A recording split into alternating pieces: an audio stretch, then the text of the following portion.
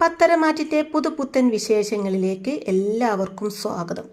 അങ്ങനെ അനാമിക പറയുന്നുണ്ട്, പഠിച്ച കള്ളിയ അവളാണ് എല്ലാം ചെയ്തതെന്ന് എൻ്റെ മുഖത്ത് നോക്കി പറഞ്ഞിട്ടാ ഇപ്പോൾ പ്ലേറ്റ് മാറ്റിയതെന്ന് പറയുമ്പോൾ രേവതി പറയുന്നുണ്ട് അവളെ ഒരു പാഠം പഠിപ്പിക്കണമെന്ന്. അപ്പോൾ വേണു പറയുന്നുണ്ട്, പാഠം പഠിപ്പിക്കണമെന്ന് പറഞ്ഞുകൊണ്ട് കാര്യമില്ല, അവളുമാർ ബുദ്ധിയുള്ള കൂട്ടത്തിലാണ്. കൃത്യമായി നിന്നെ അളന്ന് തൂക്കി മനസ്സിലാക്കി വെച്ചിരിക്കുകയാണ് നവ്യയും നയനിയും ഒക്കെ. അതുകൊണ്ട് നമുക്ക് നന്നായി ശ്രദ്ധിച്ച് മുന്നോട്ട് പോയേ പറ്റൂ എന്നൊക്കെ വേണു പറയുമ്പോൾ, ശരിയാ മോളെ, എങ്കിലും ഇപ്പോൾ നമുക്ക് സംഭവിച്ചതിന് ഒരു തിരിച്ചടി കൊടുക്കണ്ടേ എന്ന് ചോദിക്കുമ്പോൾ, ഉറപ്പായിട്ടും കൊടുക്കണം. ഞാൻ കൊണ്ടുവന്ന പൊടി നമ്മളെ കൊണ്ട് തന്നെ കഴിപ്പിച്ച സ്ഥിതിക്ക് ഇനി കൊടും വിഷം വേണം അനിയത്തിക്കും ചേച്ചിക്കും കൊടുക്കാൻ എന്ന് പറയുന്നുണ്ട് കേട്ടോ. അപ്പോഴേക്കും വേണുവിന് വീണ്ടും വയറുവേദന തുടങ്ങുമ്പോൾ അനാമികയോട് ചോദിക്കുന്നുണ്ട്, മോളെ ഇവിടെ പുറത്തെവിടെയാ ബാത്റൂം? ഞാൻ അവിടെ വരെ ഒന്ന് പോയിട്ട് വരാമെന്ന് പറയും. അങ്ങനെ ബാത്റൂം കാണിച്ചു കൊടുക്കുന്നുണ്ട് അനാമിക. അപ്പോൾ വേണു അങ്ങോട്ടേക്ക് ഇറങ്ങി ഓടുകയാണ്. അപ്പോഴേക്കും രേവതി, അയ്യോ ഞാനും വരാം, എന്നെ കൊണ്ടും പറ്റുന്നില്ല, ഇന്ന് മൊത്തം ബാത്റൂമിൽ കിടക്കേണ്ടി വരുമെന്ന് പറഞ്ഞ് അങ്ങോട്ടേക്ക് രേവതിയും ഇറങ്ങിപ്പോകും. അപ്പോൾ അവിടെ നിൽക്കുന്ന അനാമികക്കും വയറുവേദനയാണ് കേട്ടോ. അനാമിക പറയുന്നുണ്ട്, അച്ഛൻ ഇങ്ങനെയൊക്കെ പണി തരുമ്പോൾ വല്ല മയമുള്ളതും കൊണ്ട് വരണ്ടേ, ഇന്ന് മൊത്തം ബാത്റൂമിൽ കിടക്കണമെന്നാണ് തോന്നുന്നത് എന്ന് പറഞ്ഞ് അനാമികയും കയറി ഓടുകയാണ് ബാത്റൂമിലേക്ക്. പിന്നീട് കാണിക്കുന്നത് നമ്മുടെ മുത്തശ്ശനും മുത്തശ്ശിയാണ് കേട്ടോ. നമ്മുടെ മുത്തശ്ശി ആകെ സങ്കടത്തിലാണ്. മുത്തശ്ശി പറയുന്നുണ്ട്, നയനമോളെ ഇവിടെ വന്നപ്പോൾ തൊട്ട് എന്തൊക്കെ ബുദ്ധിമുട്ട്, അതിന് ഏതൊക്കെ രീതിയിൽ നമ്മളെ അത് സഹായിക്കുന്നുണ്ട്. ഈ വീട്ടിലെ ജോലി മൊത്തം ചെയ്യുന്നുണ്ട്, അതുകൂടാതെ ഡിസൈൻ വരച്ചും അല്ലാതെയും സഹായിക്കുന്നുണ്ട്. എന്നിട്ടും അതിനൊരു സന്തോഷം കൊടുക്കാൻ നമുക്ക് പറ്റിയില്ലല്ലോ എന്നൊക്കെ മുത്തശ്ശി പറയുമ്പോൾ, അപ്പോൾ അത് കേൾക്കുന്ന മുത്തശ്ശിനും വിഷമാവുന്നുണ്ട് കേട്ടോ. അതേസമയമാണ് അങ്ങോട്ടേക്ക് ജയനും അജയനും കൂടെ കയറി വരുന്നത്. അവർ രണ്ടുപേരും കൂടെ മുത്തശ്ശൻ്റെയും മുത്തശ്ശിയുടെയും കാലത്തൊട്ട് അനുഗ്രഹമൊക്കെ വാങ്ങിക്കുന്നുണ്ട്. അപ്പോൾ മുത്തശ്ശൻ, ആദർശ് എന്താ തനിയെ മാലയിട്ടത്? അവൻ ഒരു ഫോട്ടോ അയച്ചു തന്നായിരുന്നു മാലയിട്ടിട്ട് എന്ന് പറയും. അപ്പോൾ ജയൻ പറയുന്നുണ്ട്, എല്ലാ പ്രാവശ്യവും ശബരിമലയ്ക്ക് പോവാറുണ്ട്, പക്ഷേ ഇപ്പോൾ മാലയിട്ടത് പോലൊരു സന്ദർഭം ഇതുവരെ ഉണ്ടായിട്ടില്ല. അതിൻ്റെ ഒരു ചെറിയ പ്രതിഷേധം അവനുണ്ട്. അവൻ കീഴ്ത്താരയെ വെച്ചാണ് മാലയിട്ടത്. അങ്ങോട്ടേക്ക് പോകുന്ന വഴിക്ക് ദേവയാനിക്ക് ചെറിയൊരു തലക്കറക്കമുണ്ടായി. അന്നേരവും ഞാൻ അവളോട് പറഞ്ഞു, നീ ചെയ്തതൊന്നും ഒട്ടും ശരിയല്ലാന്ന്. അതിന് ഈശ്വരൻ്റെ കയ്യിൽ നിന്ന് തിരിച്ചടി ഉണ്ടാകും ദേവയാനി എന്ന് ഞാൻ അന്നേരം അവളെ ഓർമ്മപ്പെടുത്തിയെന്ന് പറയുകയും ചെയ്യും. അപ്പോൾ അത് കേൾക്കുന്ന മുത്തശ്ശൻ പറയുന്നുണ്ട്, നിനക്ക് നല്ല രീതിയിൽ കാര്യങ്ങൾ പറഞ്ഞ് അവളെ ഒന്ന് മനസ്സിലാക്കിക്കൂടെ? എനിക്ക് അസുഖം വന്നു, ശരീരത്തിന് അതിൻ്റെതായ ക്ഷീണവുമുണ്ട്. അതുകൊണ്ട് തന്നെ ഇനി ആരോടും തലയിടപ്പോടു കൂടി പറയാനോ നന്നാക്കാനോ ഒന്നും എനിക്ക് പറ്റില്ല എന്ന് പറയുമ്പോൾ ജയൻ പറയുന്നുണ്ട്, പറഞ്ഞ് മനസ്സിലാക്കാൻ പറ്റുന്ന പ്രായമാണോ അച്ഛാ? എത്രയെന്ന് വെച്ചാൽ പറയുന്നത്? ഇതിന് ബുദ്ധി വളർന്നിട്ടില്ലെന്നാ തോന്നുന്നത് എന്ന് പറയാൻ ജയൻ. അപ്പോൾ മുത്തശ്ശൻ പറയുന്നുണ്ട്, അതല്ല, അവൾക്ക് നല്ല അഹങ്കാരമുണ്ട്, അതിൻ്റെ കുഴപ്പമാണ് എന്ന് പറയും. എന്നിട്ട് രണ്ടുപേരോടും കൂടിയിട്ട് പറയുന്നുണ്ട്, സ്വത്തിൻ്റെ കാര്യത്തിൽ സ്വത്ത് ഭാഗം വെക്കുമ്പോൾ ഏതൊക്കെ സ്വത്താണ് വേണ്ടതെന്ന് എഴുതിയിടാൻ പറഞ്ഞപ്പോൾ മറ്റ് രണ്ട് കൊച്ചുമക്കളുടെയും ഭാര്യമാർ നല്ല രീതിയിൽ അവർക്ക് വേണ്ടത് എഴുതിയിട്ടു. അപ്പോഴും നയനമോൾ എഴുതിയത് അവരുടെ സ്വത്ത് ഞാനും ഇയാളും അതുപോലെ നിങ്ങളൊക്കെയാണെന്നാണ്. നിങ്ങളെയൊക്കെ ഒപ്പം കണ്ടാൽ മതി എന്ന് മാത്രമാണ് ആ കൊച്ചി എഴുതിയിട്ടത്. കയ്യിൽ കിട്ടിയ മാണിക്യത്തിൻ്റെ വില നിന്റെ ഭാര്യ ഇതുവരെ മനസ്സിലാക്കിയിട്ടില്ല. അത് നീ ഒന്ന് മനസ്സിലാക്കി കൊടുക്കുന്നത് നല്ലതാണ് എന്ന് പറയുമ്പോൾ ജയനും അജയനും ഒക്കെ ഒരു വിഷമാവുന്നുണ്ട് കേട്ടോ. എന്നിട്ട് അവർ പറയും, ഇനിയിപ്പോൾ പറഞ്ഞിട്ട് എന്താ കാര്യം, നമുക്ക് ശ്രമിക്കാമെന്ന് പറഞ്ഞിട്ട് വിഷമത്തോടെ അവർ പുറത്തേക്ക് പോവുകയാണ് കേട്ടോ. പിന്നെ കാണിക്കുന്നത് ദേവയാനിയും ജാനകിയും കൂടെ അമ്പലത്തിൽ പോയി വന്നിട്ട് അനാമികക്ക് പ്രസാദമൊക്കെ തൊട്ട് കൊടുക്കുന്നുണ്ട് ദേവയാനി. എന്നിട്ട് പറയും, എല്ലാം ഞങ്ങൾ അറിഞ്ഞു, താഴെ വന്നപ്പോഴേ പറഞ്ഞു വേണു ഞങ്ങളോട്. ഇത് എന്തൊരു കഷ്ടം, അനാമിക മോളെ ഇവിടെ പിടിച്ചു നിർത്താതിരിക്കാൻ വേണ്ടിയാണ് അവളുമാരി ഇങ്ങനെയൊക്കെ ചെയ്യുന്നതെന്നൊക്കെ ജാനകി പറയുമ്പോൾ, മോൾക്ക് നല്ല ക്ഷീണമുണ്ടെന്ന് ദേവയാനി പറയുമ്പോൾ, അത് വയറിളകി പോയതിൻ്റെ ഒന്നും അല്ല വല്യമ്മേ, അവൾ എൻ്റെ മുഖത്ത് നോക്കി പറഞ്ഞു അവളാ ഇത് ചെയ്തതെന്ന്. അതിൻ്റെ സങ്കടം. ഇനിയിപ്പോൾ ഇവിടെ നിൽക്കണോ പോണോ എന്നൊന്നും എനിക്കറിയത്തില്ല. ഒരു തീരുമാനം ഉണ്ടാക്കിയിട്ടേ പോകുന്നുള്ളൂ എന്ന് പറഞ്ഞിട്ട് അച്ഛനും അമ്മയും താഴെ ഇരിക്കുന്നത്. ഞാൻ എന്താ ചെയ്യേണ്ടത് എന്നൊക്കെ ചോദിക്കുന്നുണ്ട് കേട്ടോ. അപ്പോഴേക്കും ദേവയാനിക്ക് അങ്ങ് കലി കയറും. ആഹാ, അവളെ ഇതെല്ലാം ചെയ്തു വെച്ചിട്ട് മുഖത്ത് നോക്കി പറയുകയും ചെയ്തോ, എന്നാൽ നമുക്ക് അവളെ ഒന്ന് കാണാലോ വാ ജാനകി എന്നും പറഞ്ഞ് പെട്ടെന്ന് തന്നെ ദേവയാനിയും ജാനകിയും കൂടെ നവ്യയുടെ റൂമിലേക്ക് പോവാണ്. ഇപ്പോൾ പൊരിഞ്ഞ അടി നടക്കും എന്നുള്ള സന്തോഷത്തിലാണ് അനാമിക. നവ്യയാണെന്നുണ്ടെങ്കിൽ കൂളായിട്ട് റൂമിലിരിക്കുകയാണ്. അപ്പോഴേക്കും അങ്ങോട്ടേക്ക് വരുന്ന ദേവയാനി, നീ എന്നതാടി ചെയ്തത്? ആ അനാമിക മോളുടെ വയറ് കേടാക്കാൻ വേണ്ടി നീ ഇതൊക്കെ ചെയ്തല്ലേ? എന്നിട്ട് നിനക്ക് യാതൊരു മടിയുമില്ലാതെ ഇവിടെ നിൽക്കുമല്ലേ എന്ന് ചോദിക്കുമ്പോൾ, ഞാൻ അങ്ങനെയൊന്നും ചെയ്തിട്ടില്ല, അങ്ങനെ ആരെങ്കിലും ചെയ്യുമെന്ന് ചോദിക്കൂട്ടോ. അപ്പോഴേക്കും അനാമികയും അവിടേക്ക് വരുന്നുണ്ട്. എന്നിട്ട് അനാമിക പറയും, നീ ചെയ്തില്ലേ? നീ എൻ്റെ മുഖത്ത് നോക്കി പറഞ്ഞില്ലേ ഞങ്ങൾക്ക് ഇങ്ങനെയൊക്കെ സംഭവിക്കാൻ വേണ്ടി നീയാ ഇത് ചെയ്തത് എന്ന് പറഞ്ഞില്ലേ എന്ന് ചോദിക്കൂട്ടോ. അപ്പോൾ അത് കേട്ട് നവ്യ, ഈശ്വര, ഞാൻ അങ്ങനെയൊന്നും പറഞ്ഞില്ല, ഇവിടെ നുണ പറയുന്നതായിരിക്കും, അല്ലെങ്കിൽ തന്നെ ഇങ്ങനെ ആരെങ്കിലും ചെയ്തിട്ട് അത് വിളിച്ചു പറയോ? വിളിച്ച് പറയാതിരിക്കത്തല്ലേ ഉള്ളൂ. ഞാൻ അങ്ങനെ ഒന്നും ചെയ്തില്ല എന്ന് പറയും. അപ്പം അത് കേട്ട് ജാനകി നീ ചെയ്ത് കാണും, അല്ലാതെ അനാമിക മോൾ അങ്ങനെ പറയില്ലല്ലോ എന്ന് പറയും. അപ്പോൾ നവ്യ പറയുന്നുണ്ട്, അല്ല പായസം ഞങ്ങളെല്ലാവരും കുടിച്ചു, ബാക്കിയുള്ളവരും കുടിച്ചു കാണും, അവർക്കാർക്കും ഒരു പ്രശ്നവുമില്ല. പിന്നെ ഇവർക്ക് 4 പേർക്കും മാത്രം എന്താ ഇങ്ങനെയൊരു പ്രശ്നം, ഇവർ വെറുതെ പറയുന്നതാണ് എന്ന് പറയും. അപ്പം അനാമിക പറയുന്നുണ്ട്, നിങ്ങൾ ആരുടെയൊക്കെ വയറ് കേടാവണമെന്ന് ആഗ്രഹിച്ചോ അവർക്ക് മാത്രമേ അങ്ങനെ സംഭവിച്ചുള്ളൂ. അതിനകത്ത് എന്തോ മായം ചേർത്തത് ഇവൾ തന്നെയാണ് എന്ന് പറയുന്നുണ്ട് അനാമിക. അപ്പോൾ നവ്യ പറയുന്നുണ്ട്, ഞാൻ അങ്ങനെയൊന്നും ചെയ്തിട്ടില്ല. ഇനിയിപ്പോൾ നയന ഉണ്ടാക്കിയ പായസം ചീത്തയാണെന്ന് വരുത്തി തീർക്കാൻ വേണ്ടി ഇവൾ തന്നെയായിരിക്കും ഇങ്ങനെ ചെയ്തത്. അല്ലെങ്കിൽ ഇതൊക്കെ വെറും അഭിനയമായിരിക്കും. എനിക്കിതിലൊന്നും വിശ്വാസമില്ല. ഏതായാലും ഞാൻ അങ്ങനെയൊന്നും ചെയ്തിട്ടില്ല എന്ന് പറയുന്നുണ്ട് കേട്ടോ നവ്യ. അപ്പോഴേക്കും നിങ്ങൾ ഞാനുണ്ടല്ലോ എന്ന് പറഞ്ഞിട്ട് നവ്യയെ അടിക്കാൻ വേണ്ടി കൈയെടുത്തുകണ്ട് അനാമിക.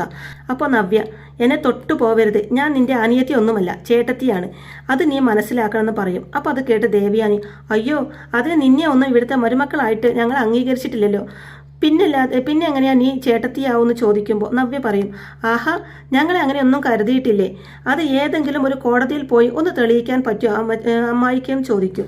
അപ്പോൾ അത് കേൾക്കുമ്പോൾ ഒന്ന് പതറുന്നുണ്ട് കേട്ടോ ദേവയാനി. നവ്യ വീണ്ടും പറയുന്നുണ്ട്, എൻ്റെ വയറ്റിൽ അഭിയുടെ കുഞ്ഞുണ്ട്, അത് നിങ്ങളാരും മറന്നു പോകണ്ടെന്ന് പറയുമ്പോൾ ജാനകി പറയുന്നുണ്ട്, അങ്ങനെ ഒരു കുഞ്ഞിൻ്റെ കാര്യം അഭി പോലും അംഗീകരിച്ചിട്ടില്ല, പിന്നെ എങ്ങനെയാണെന്ന് ചോദിക്കും. അപ്പോൾ നവ്യ ഒന്നും മിണ്ടുന്നില്ല കേട്ടോ, ദേഷ്യം വരുന്നുണ്ട് നവ്യക്ക്.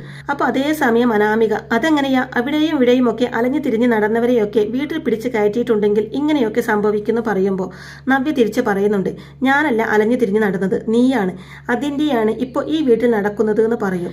ഇവരിങ്ങനെ അങ്ങോട്ടും ഇങ്ങോട്ടും പറഞ്ഞ് മുറുകി വരുമ്പോഴേക്കും അങ്ങോട്ടേക്ക് ജയൻ വരുന്നുണ്ട് കേട്ടോ. എന്നിട്ട് പറയുന്നുണ്ട്, മലക്ക് പോവാൻ വേണ്ടി മാലയിട്ട കുറച്ച് സ്വാമിമാരുള്ള വീടാണിത്, അതുകൊണ്ട് ദൈവത്തെ ഓർത്ത് ഈ വീട്ടിൽ ആരും വഴക്കുണ്ടാക്കരുത് എന്ന് പറയും. അപ്പോഴേക്കും ദേവയാനി, അറിഞ്ഞായിരുന്നോ ജയേട്ടൻ ഇവരെല്ലാം കൂടെ ഒപ്പിച്ചു വെച്ച പണി, ആകെപ്പാടെ തളർന്നു പോയി അനാമിക മോൾ എന്ന് പറയുമ്പോൾ ജയൻ പറയുന്നുണ്ട്, അല്ല നയനമോൾ ഉണ്ടാക്കിയ പായസമാണല്ലോ പ്രശ്നം, അങ്ങനെയാണ് വേണു ഞങ്ങളോട് പറഞ്ഞത്. ആ പായസം അച്ഛനും അമ്മയും കഴിച്ചു, അതുപോലെ ഞങ്ങൾ എല്ലാവരും കഴിച്ചു, ഞങ്ങൾക്ക് ആർക്കും ഒരു പ്രശ്നവുമില്ല, നല്ല ഒന്നാം തരം പായസം മോളുണ്ടാക്കി വെച്ചേക്കുന്നത് എന്ന് പറയുന്നുണ്ട് കേട്ടോ. അപ്പോൾ അത് കേൾക്കുന്ന അനാമികക്ക് ഒട്ടും ഇഷ്ടപ്പെടുന്നില്ല, മുഖമൊക്കെ അങ്ങ് മാറുന്നുണ്ട്. ജയൻ വീണ്ടും പറയും, ഇനിയിപ്പോൾ അത് ഇവർക്ക് മാത്രം എന്താണാവോ വയറ്റിൽ പിടിക്കാത്തതെന്ന് എനിക്ക് മനസ്സിലാവുന്നില്ല, അതുകൊണ്ട് തന്നെ ആവശ്യമില്ലാത്ത കാര്യത്തിന് ഇനി ഇവിടെ നിന്ന് ആരും സംസാരിക്കേണ്ട, ഇറങ്ങിപ്പോയ ഈ റൂമിൽ നിന്ന് പറഞ്ഞ് എല്ലാവരെയും ഇറക്കി വിടുകയും ചെയ്യും. അപ്പോൾ നവ്യക്ക് ഭയങ്കര സന്തോഷമാവും. എന്നിട്ട് നവ്യയോട് പറയുന്നുണ്ട്, മോളെ പരമാവധി വഴക്കുണ്ടാക്കാതിരിക്കാൻ ശ്രമിക്കണം കേട്ടോ എന്ന് പറയുമ്പോൾ, ഇല്ല അമ്മാവ ഞാൻ ഇനി വഴക്കുണ്ടാക്കില്ല എന്ന് പറയും നവ്യ. ഏതായാലും ജയൻ അവിടുന്ന് പോകുന്നതും നവ്യ മനസ്സിൽ ഓർക്കുന്നുണ്ട്, ഇവളൊക്കെ ഇങ്ങനെയുള്ള പല പരിപാടികളും ചെയ്യും, അപ്പോൾ അതിനൊക്കെ ഇതുപോലെ തന്നെ പ്രതികരിക്കണം, എങ്കിലേ ശരിയാവുള്ളൂ എന്നിങ്ങനെ മനസ്സുകൊണ്ട് ചിന്തിക്കുന്നുണ്ട് നവ്യ. പിന്നീട് നമ്മുടെ നയന ആദർശിനെ വിളിക്കുവാണ്. ആദർശ് മാലയിടാൻ ഇവരുടെ കൂടെ ഇല്ലായിരുന്നല്ലോ, മറ്റുള്ളവരൊക്കെ തിരിച്ചെത്തുകയും ചെയ്തു, ആദർശ് മാത്രം വന്നില്ല.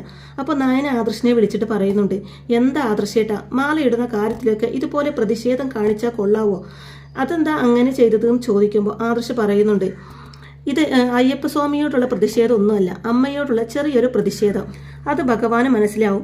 ഈ രീതിയിൽ ഞാൻ ഇതുവരെ മാലയിട്ടിട്ടില്ല, അതിൻ്റെ ഒരു വിഷമം എനിക്കുണ്ട് എന്ന് പറയും. അപ്പോൾ നയന പറയുന്നുണ്ട്, ഒരു നല്ല കാര്യത്തിന് വേണ്ടിയല്ലേ, വിഷമിക്കേണ്ട, നല്ല രീതിയിൽ നമുക്ക് വ്രതം എടുക്കണം എന്ന് പറയും. അപ്പോൾ ആദർശ് പറയും, അതൊക്കെ നേരാണ്, പക്ഷെ മനസ്സിനൊരു നിരാശയുണ്ട്, കാരണം മനസ്സിൽ പല കാര്യങ്ങൾ നമ്മൾ പ്ലാൻ ചെയ്തിരുന്നതല്ലേ, അതൊന്നും നടന്നില്ലല്ലോ, അതിൻ്റെ ഒരു നിരാശയുണ്ട്, അതാ ഞാൻ അമ്മയോട് കാണിച്ചത്.